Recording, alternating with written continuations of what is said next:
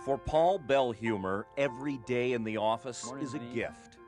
A chance to pursue the career he loves in an office surrounded by coworkers he considers friends. That's because 15 years ago, a doctor told Paul he was dying of kidney disease. His kidneys were failing, and when the kidneys fail, there's really three things that you can do. You can go on to dialysis, you can have a kidney transplant, or if you can't have either of those things, then kidney failure will lead to death. So without a kidney transplant, he was looking at dialysis for the rest of his life. And so Paul went to work on a much more important deal. A deal to hopefully save his own life by raising awareness of his disease and the need for organ donors. The search for a donor probably started about 3 years ago when I saw my nephrologist, the specialist I see. He mentioned to me, you understand now you have probably about 30% kidney function today. And probably within a year to 2 years, you will probably need a kidney. And so now I'm going to register you with the Transplant Society and get you assessed to see if you're a candidate for a donor. And from that point on, then we're going to have to begin a search for a donor. Now, if I wait for a cadaver donor, the wait now is 7 years. So your best course of action is for you to actively start looking for a live donor. First I went home and I went, holy cow, what am I going to do now? And I sat back and I said, well, I have to be proactive about this whole process. And so one of the biggest things I did is I started a email program of everybody I knew, from sales associates at the office to all my friends, relatives, and everybody. I just started a program. I email them every quarter and say, here's Paul's kidney update. This is what's going on. This is my blood type, and this is the blood type I need for someone to match for a live donor.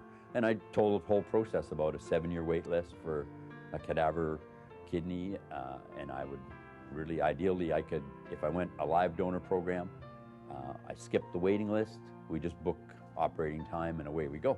Ken Cowie was one of Paul's co-workers in the RE/MAX 2000 Guilford office. He says at first, he didn't pay much attention.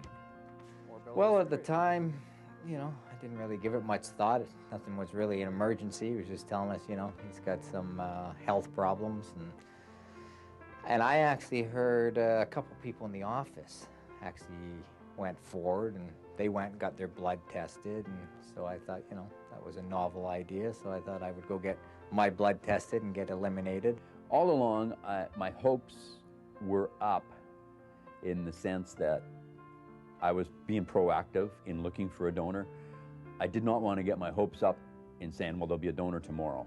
I was prepared to think, well, if a donor doesn't happen, I will start dialysis and I'll have to deal with my life with dialysis. And that's all you can do. I mean, for someone to donate an organ to you, it takes a major commitment, financially, spiritually, mentally. There's so many issues. If they have a family, they have to deal with that. So I really never really wanted to get my hopes up because there's so many opportunities for you to get disappointed. I could only just be proactive and let people know and promote organ donation. Until finally, there was no avoiding the truth.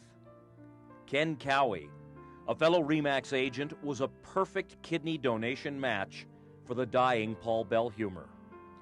And so on Paul's birthday, Ken quietly informed his co-worker of 23 years he had a very special birthday present. He was a little overwhelmed too, you know.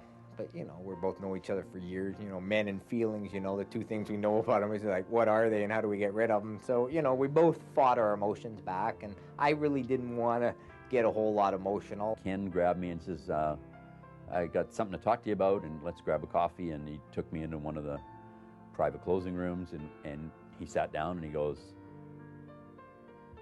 I've been being tested for the last 8 months to be a donor for you. I've got the green light,